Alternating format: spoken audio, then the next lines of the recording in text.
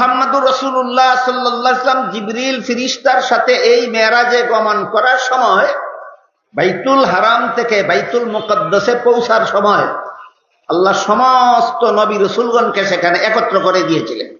একজন নবীও বাদ ছিলেন না। হুকুম দিয়েছিলেন 2 রাকাত নামাজ পড়ুন জামাতের সাথে। সমস্ত নবী রাসূলগণ কাতারবন্দি হয়ে দাঁড়ালেন, জামাতের সাথে নামাজ হবে, আল্লাহর হুকুম 2 রাকাত নামাজ।